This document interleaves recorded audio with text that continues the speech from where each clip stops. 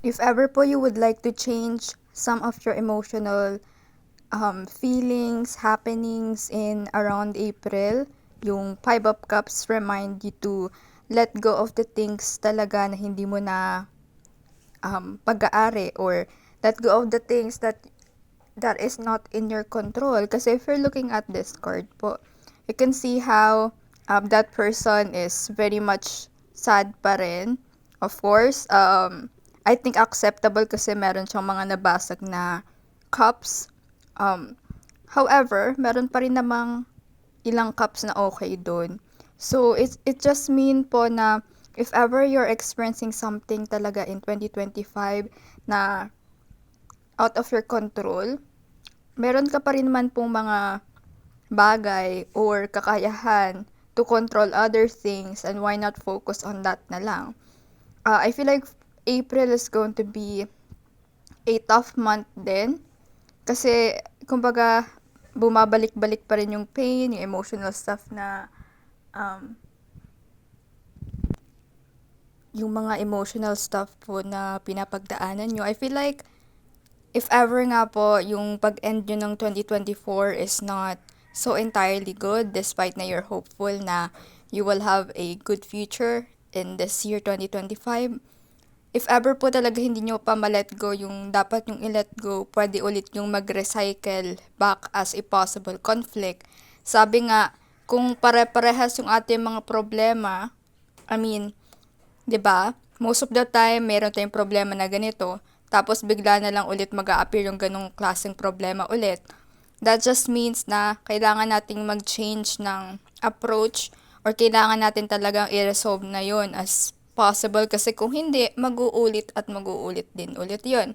For example, if ever may naka-feel ka po sa katawan nyo na nagbibigay sa'yo ng warning, tapos once na okay na yon, uminom ka ng gamot, after that, 'di ba, wala na ulit na pain or warning. Tapos mamaya bigla ka ulit bibigyan ng warning about that. Tapos iinom ka ulit ng pain reliever, for example. 'Di ba? If ever hindi natin nire-resolve yung problema, it will always come back even though we try to block it. So if ever you're experiencing heavy stuff, emotional stuff po ng April, you have to realize and resolve some things na bring up ng problem na yon. And do take note na we do have the power to not deal with that stuff if ever we want to, if ever we change our reaction, if ever we really focus on what matters. Kasi yung mga problema na out of our control, we just have to let that go, kasi paano nga ba natin makokontrol yung isang problema kung hindi natin literally kayang mabago? For example, an accident, hindi naman natin pwedeng ma-undo. Someone betrayed you, hindi naman po natin ma-undo kasi it is already done. At saka hindi naman natin makokontrol yung mismong gumawa nun, that's on them. But yung approach natin regarding dun is mas magtuto, mas maging in boundary, kumbaga putting foundation boundaries and not letting people hurt you again is the kind of approach na akma po sa ganong situation. Instead na try mong i-fight in your mind na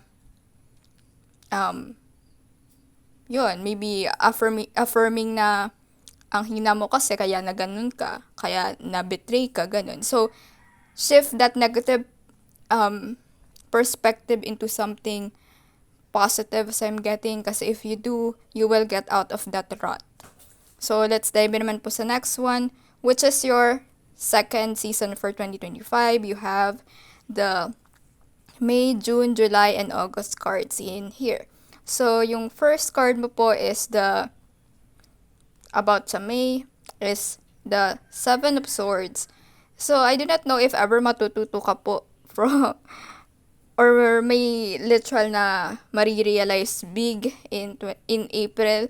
But I feel like that will, yung mangyayari sa April ay depende sa magiging desisyon mo, and depende doon yung mangyayari sa May mo. Kasi dito po, this person is moving away na from something really um, upsetting or irritating. So, if ever po tunay ito and magkakaroon ka talagang realization when it comes to your problem, lalo na pag di mo nga talaga kayang kontrolin, you just have to let it go, let it flow, ganun. I feel like May, you're going to leave something behind. It could be the past, it could be a former version of yourself, it could be yung mga negative people, situation, or mismong yung problema mong dinadalang iyon. So, May po is going to be very hectic. So, ang daming mga event happening dito.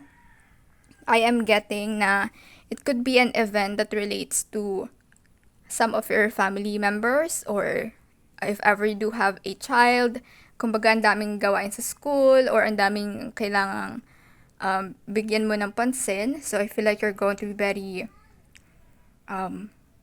hassle in here. And yung word and term po na nagaget ko ay ugaga. If you know that po, that just means na yung parang sobrang, as in yung parang kunwari po may deadline, kailangan mong gawin ito, kundi you will lose the deadline. Parang ganong vibe. Your May is going to be very out of yourself. 'Di ba yung April kasi very emotional ka. You are mostly focusing on the inside, pero ito namang May, you're going to be focusing on the outside world, reality, responsibility, and circumstances mo around those times. I'm also getting po na mahirapan ka when it comes to letting go of some stuff, of course, pero kahit small step yun sa iyong May, I feel like magagawan mo naman po ng paraan to move forward talaga dun. So, by the way, as I did mention, yung team mo po talaga sa 2025 is very emotional and uncertain yung dating. Natatakot ka sa kung anong kalagayan mo in the future. Natatakot ka kung ano yung mga posibleng mangyari. And I feel like that's because may mga importanteng bagay sa iyo or tao sa iyo na ayaw mo talagang mawala or ayaw mo talaga na bigla na lang mag-disappear in your life or magbago, ganun. So, yung June mo po is the Ten of Swords, which you can see, napaka-highlight pa naman yan. Of course, that is a negative card. The Ten of Swords represent pain, depression, emotional stuff. And again po, we do not sugarcoat readings, and of course, that really do seem very sad and scary. Kaya lang po, the 10 represents ending and new beginning. So, I feel like there is going to be an ending in June, but also going to be a new beginning for you in the month of July. Kasi yung July mo is the King of Cups, which is a very harmonious, very calm, and meditated type person. So, yung June mo po is very emotional din.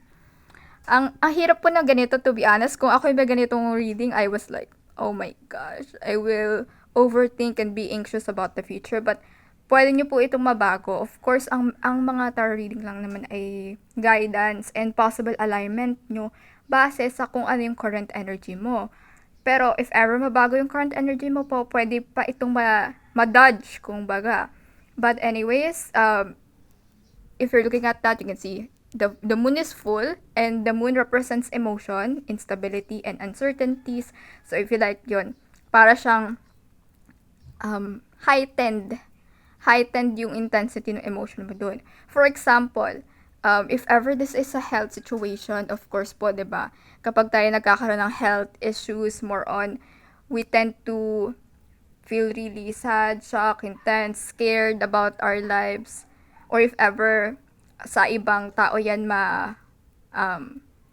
mag-manifest, for example, one of your loved ones, tapos nagkaroon ng ganung kind of health issues, of course, I feel like hindi ka rin po mapipirmi kasi you're the type of person na sobrang caring, and kapag po sobrang caring ka, of course, your attachment is very high. Kapag may mga ganitong situation na hindi mo control and isang problema sa'yo, di ba? As in, there would be some sleepless night kasi you are going to think about that a lot, whether in negative thinking or positive thinking. I feel like you will pray a lot, you will manifest a lot for your situation or for their situation too. be gone, or for your situation to be okay. I feel like very tough times then. Parang ang dami mo pong mga lessons and mga iiyaking luha in this 2025. Again, I do not sugarcoat readings. And if you heard your first recording po, 'di ba? Parang unang chapter pa lang ng 2025, medyo ang bigat na. Tapos ito pa 2025 second season mo, it's also very very hard or heavy to deal at first. But again, as I did mention, it will be fine in July. And to be honest po, spoiler alert, pagkatapos naman po nitong June card mo, you have a lot of positive cards na. So, pampalubag loob. You have the July card, which is the King of Cups nga. I feel like you will move forward from this to this. I feel like pwede naman kung hindi health warnings itong Ten of Swords po is spiritual awakening. Kasi kung nakaranas ka ng spiritual awakening, actually hindi po siya, 'di ba? Hindi siya madali. As in, pag spiritual awakening, parang sobrang pessimistic ka, sobrang ayaw mo na sa world, ganun. But then, after nun, marirealize mo na, kaya ka pala nag-spiritual awakening ay para may matutunan. I mean, very popular yan sa mga readers, sa mga spiritual people, laging nagsi-spiritual awakening. And yun kasi yung parang daan ng universe to teach us a lesson despite wala naman tayong ginagawang masama sa iba. 'Di ba? Mostly binibigyan pa rin tayo ng problema or something to be emotional of. 'Di ba? Pansin niyo po 'yun na kahit ang bait-bait po, kahit ang di mo naman deserve yung mga challenges na ganun, pero yun, binibigyan ka pa rin ng universe. Lalo na if ever you have a higher calling or if ever you are one of the light workers, kasi tough love magbigay ang universe ng lesson, but that's for our own good and that's for our own development, to help others then, especially kapag feel natin kasi yung pain ng iba or feel natin yung mga ways of the world na medyo heavy, tapos we realize something out of that, pwede natin matulungan yung iba in regards to our experiences, in regards to that spiritual awakening. Anyways po, I feel like maybe you will also experience something like short in financial in here. And of course po, di ba, kapag naubusan ka na pera or kapag maunti yung pera mo, literal, hindi lang po ito sa Pilipinas, sa ibang bansa may ganito rin, na kapag meron tayong problema about money, yung mental health talaga natin nagde-decline. Ay, di ba po?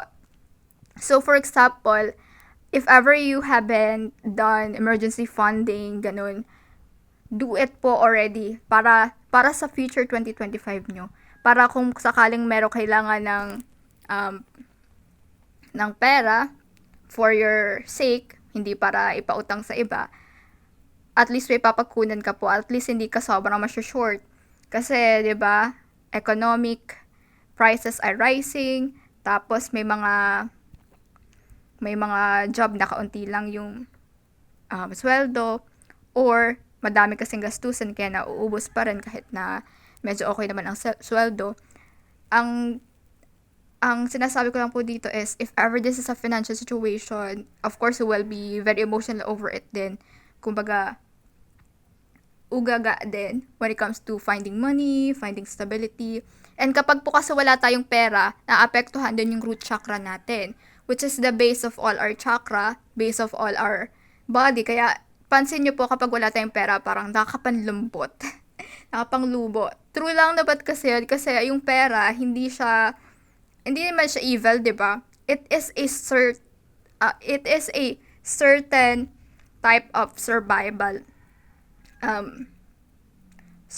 needs. Kasi kung wala nga naman tayong pera, wala tayong pangkain, pang protect sa sarili natin and sa mga bagay-bagay, sa mga loved ones natin, etc.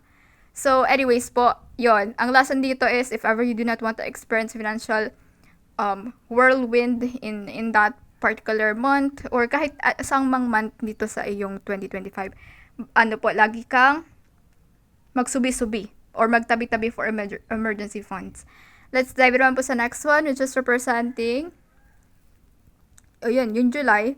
As I did mention, it will be fine in July. I feel like you will be moved out from your spiritual awakening moment. So, we're done with this one kasi, kumbaga, relieve na yung feels mo dun. You're harmonious and back again with your positive usual self. And that, kalmado kasi, I feel like you are sustained. Maybe you will get a good offer or a blessing that is quite well sustained. Kasi if you're looking at this King of Cups, kasi happy, the dolphin is a spirit animal that represents optimism, joy, and really good interaction or connection with others. So, okay.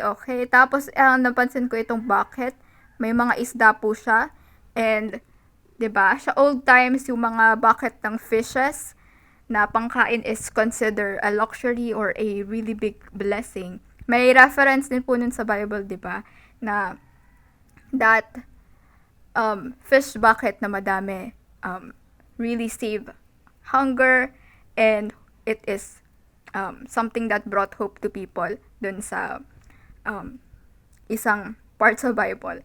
Anyways, let's dive in po sa next one, which is your August. Your August is going to be very extroverted. You're going to be very dedicated in your work. Parang ang focus po dito sa August na is work.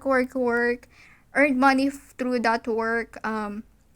Be very smart in regards to your spending. I'm getting that din.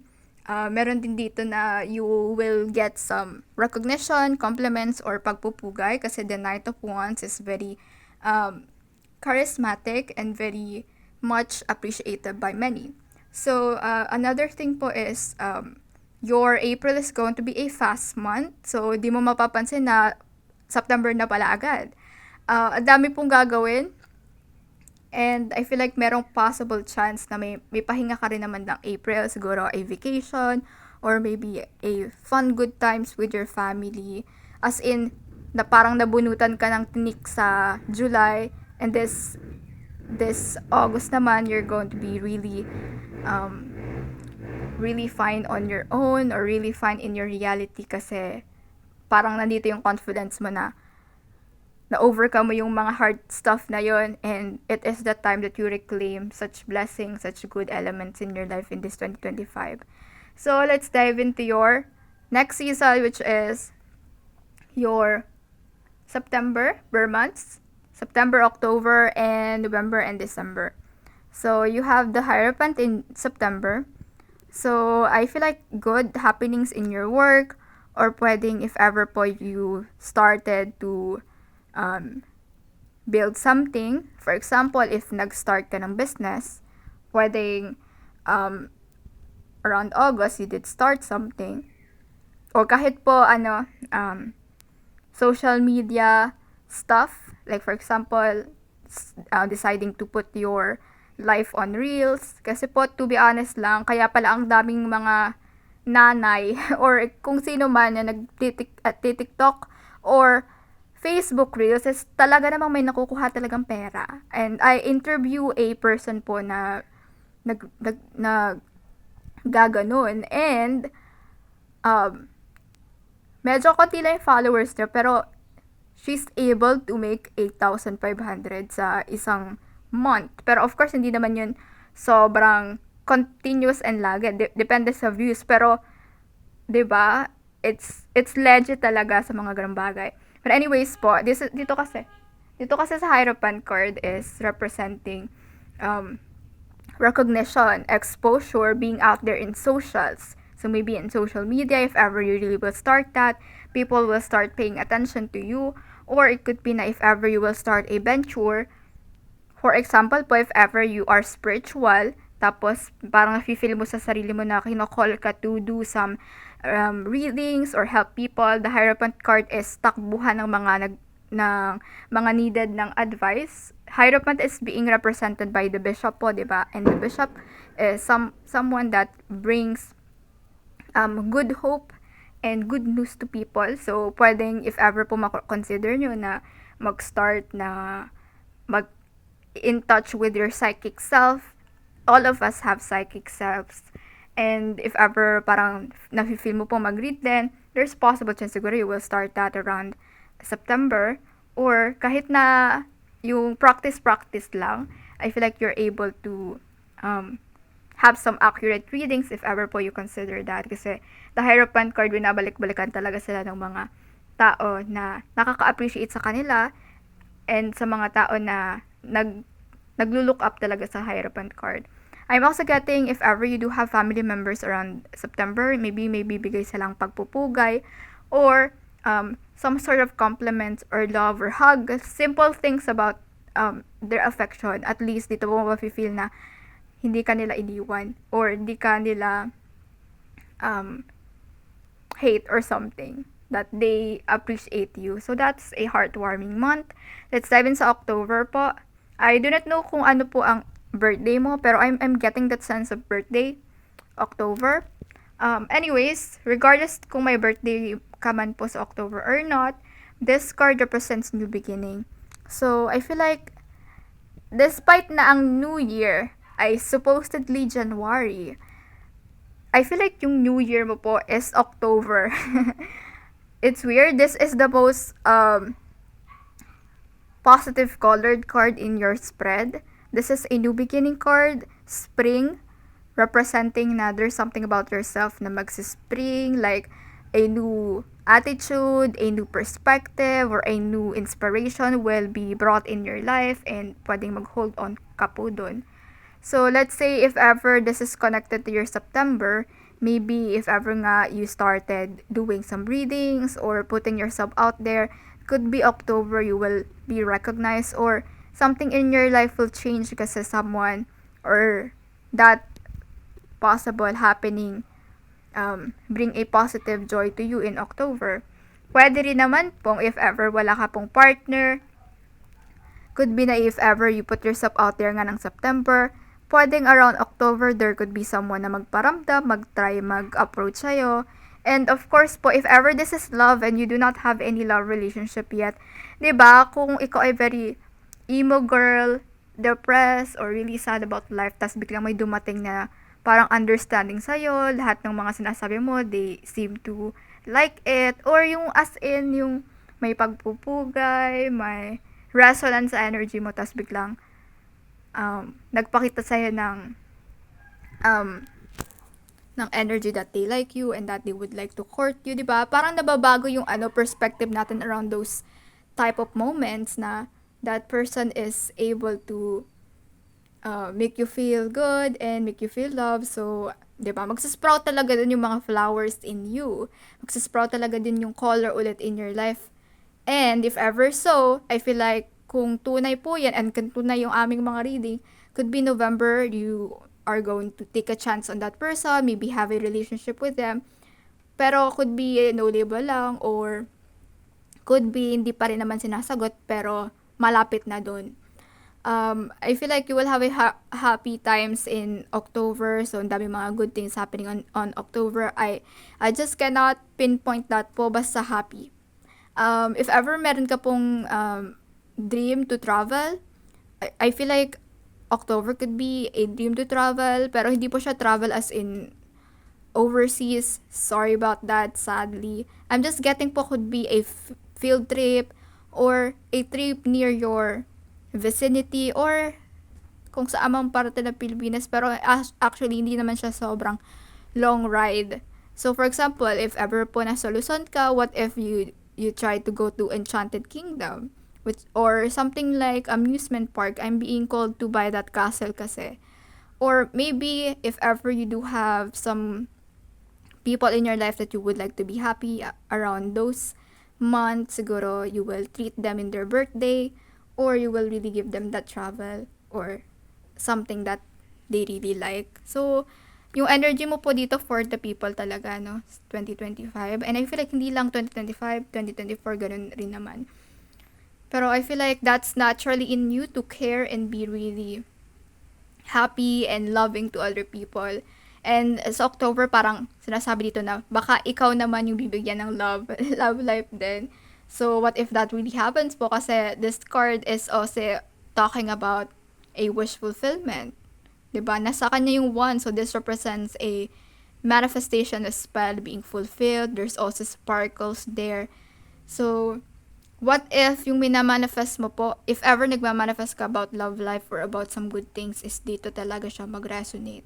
So, ang pinakamaganda mo pong month ng 2025 to conclude is October. So, tagal pa po, no? Pero, that just means na with every problems that you experience, don't worry po kasi there's something to look forward to, and that's around this October. So, isipin nyo na lang po yun when it comes to experiencing your problems ng mga first seasons kasi 'di ba ang power ni October, tapos kung nandun ka sa mga April, May, June naka-stuck na energy, parang if ever you will give up there, paano mo mararanasan tong October energy? So, pwede pong ma-shuffle yung energy na yan. Pwedeng mapabilis or pwedeng ano. This is just alignment po kasi, di ba? Pwede pa ito mabago. Dito sa November, you have the Three of Wands, which is a card represents the future. And this is funny kasi, di ba, yung main theme mo po is you're uncertain about the future. Hindi mo alam kung anong mangyayari. Hindi mo alam kung magiging okay ba. But I feel like you're going to really be hopeful in November. And may snake po dun sa picture na yon, so that represents transformation. Siguro mababago talaga yung isip mo around October. Could be someone will brought you happiness ulit, will bring back the color in your life, and magiging mas optimistic and cheerful ka na to face the future. If ever you're someone din na my goals, aspiration to do, I feel like very much focus ka sa ganung energy around November. And kunwari po, you did really start a real thing yung mga reels thing sa Facebook or kung saan man, siguro it's promising, it is having some views na okay naman. That's just po if ever you started to really do that. Pero of course, pwede nyo namang i-decline yung suggestion ng card. But to be honest po, since nasa generation talaga tayo na puro technology na and social media, ganun, mas marami talaga nakukuha ng pera doon. If ever you're lucky enough to really get a lot of attention and to smartly work on that din. Anyways, if ever November and October nga is linked to something like a love connection with someone, I feel like promising din yun. Could be na you will answer them or be in a relationship or a connection with that person. And kumbaga, hindi mo na feel dito yung mag-isa ka kasi you feel like the universe or that person will guide you. This card represents guidance. Dito naman tayo sa December, you have this Knight of Swords. So, para mabilis lang po dumating yung mabilis lang dumating yung December, mabilis lang din matapos. Sobrang fast-paced ng December nyo. The Knight of Swords is a very fast card. So, yun. Kumbaga, di mo na malayo na, Pasko na. Like, di ba po, may mga ganun tayong scenario na hindi natin na malayo na Pasko na kasi sobrang busy natin in some of the days. Tapos, we lost track of time. Pwede rin na since busy, excited, and happy ka in your daily life, di mo na namalaya na ganito na yung mga araw na Pasko na pala. It's just that you're enjoying so much. I feel like that's a really good indication that you will end the 2025 year in a very good energy kumpara sa 2024 mo po kasi nga, di ba, parang you're feeling really down. And don't worry po, I'm also like that when it comes to the end of the 2024 thingy. And I just noticed po na may mga astrological transit kasi na sobrang nakaka-gigil, lalo na December 24 yun. Anyways, your December is going to be a month where you're going to also showcase your stuff. For example, of course, maghahanda sa Pasko, tapos may pamigay ka, may mga tao na watching you in terms of how you are. Pwede naman if ever nga po nag-invest ka talaga sa pag-reveal ng iyong life. Could be people are gradually seeing na your life seems seems good, you're being graceful, and ang dami mong blessing, and according to such people, they think that your life is really good and walang problema ka kinakaharap despite ang dami mong napagdaanan nung mga ilang months nun, nung first seasons mo. But I feel like yon, you will be very safe, secure yung energy when you end the 2025. Lalo na kung magkakaroon ka nga po ng partner, tapos magkatuwang mo sila when it comes to your child, for example, if you do have a child. Tapos, as in, yung parang feel mo complete.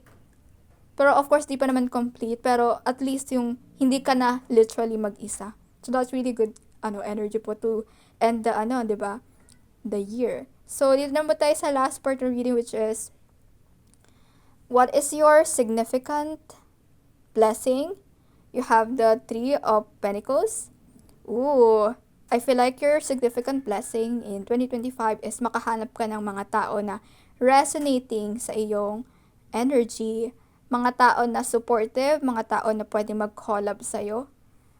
I mean, ang collaboration po represents someone that will help you and then you will help them din. Helping hand. This is also a card that represents building.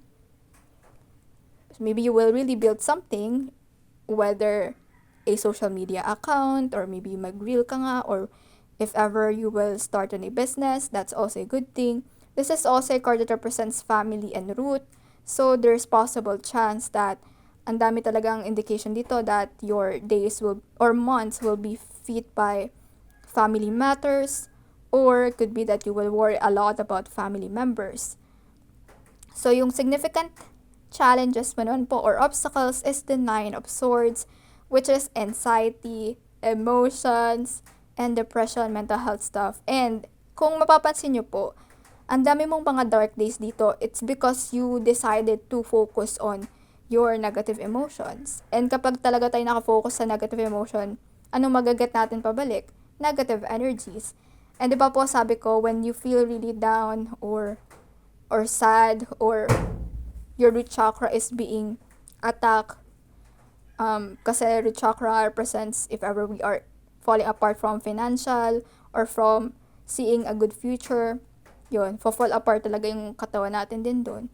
So, when it comes to your obstacles, pwede po yan mabago by changing our mind and changing how to react on those situations. Again, kapag di natin kaya kontrolin, we just have to let it flow. That's just how life is. Parang if ever madumi yung tubig sa sapa, we just have to wait for it to clear. Kasi that's just how the universe flows. That's just how life is. So, yung message mo po from our guidance, from me and your spirit guides, is the